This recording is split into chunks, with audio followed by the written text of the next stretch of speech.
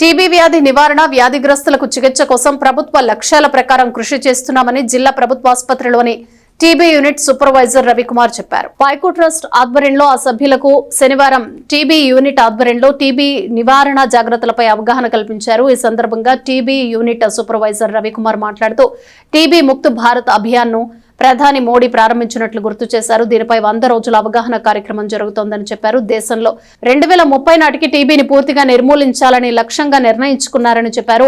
ఆ ప్రకారం ఎక్కడెక్కడ టీబీ రావడానికి అవకాశం ఉందో అక్కడికి వెళ్లి అవగాహన కల్పిస్తున్నామని తెలిపారు. తెనాలి పట్టణంలో 175 టీబీ కేసులు ఉన్నాయని చెప్పారు.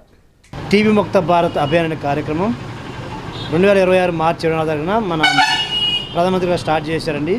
ఇందులో 100 రోజుల అవగాహన కార్యక్రమం జరుగుతుంది. ఇందులో భాగంగా ప్రజల యొక్క సహకారంతో భారతదేశంలో 2030 నాటికి టీబీ లేని భారతదేశం చేయడం కోసం అనేక అవగాహన కార్యక్రమాలు ఏర్పాటు చేయమని చెప్పారు. అందులో భాగంగా హై రిస్క్ విలేజెస్లో అవేర్నెస్ కలిగిస్తూ ఉన్నాం. అంతేకాకుండా కాంక్రీట్ సెట్టింగ్స్ అంటే ఎక్కడైతే పనిచేస్తున్నారో వర్కర్స్ ఉన్నారో, ఎక్కడైతే ఓల్డేజ్ హోమ్స్ ఉన్నాయో, నైట్ షెల్టర్ ఉన్నారో వాళ్ళు కూడా అవగాహన కల్పిస్తున్నాం. వర్క్ ప్లేస్ సెట్టింగ్స్ అంటే ఎక్కడైతే పనులు చేస్తూ ఉన్నారో కంపెనీస్ వాళ్ళకి అవగాహన కల్పిస్తూ ఉన్నాం. అందులో భాగంగా ఈరోజు రెయిన్బో ట్రస్ట్ వారి యొక్క సహకారంతో వాళ్ళ సభ్యులకు అలాగనే ప్రింట్ మీడియా వారికి కూడా అవగాహన కల్పించడం జరుగుతూ ఉంది. తెనాలి పట్టణంలో సుమారు 175 కేసులు ఉన్నాయండి. ఆ 175 కేసులు పూర్తిగా తగ్గిపోవాలి. వాళ్ళ నుంచి ఇతరులకి వ్యాప్తి చెందకూడదు.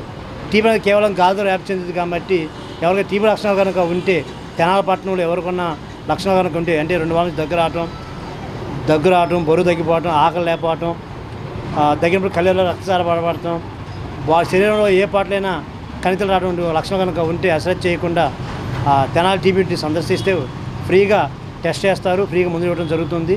కాబట్టి ఇది ప్రజల సహకారంతోనే 2030 నాటికల్లా క్షయవ్యాధి అంతం చేయొచ్చు. కాబట్టి తెనాలి పట్టణ గ్రామ ప్రజలందరూ, తెనాలి పట్టణ ప్రజలు, తెనాలి మరియు రూరల్ ఉన్న ప్రజలందరూ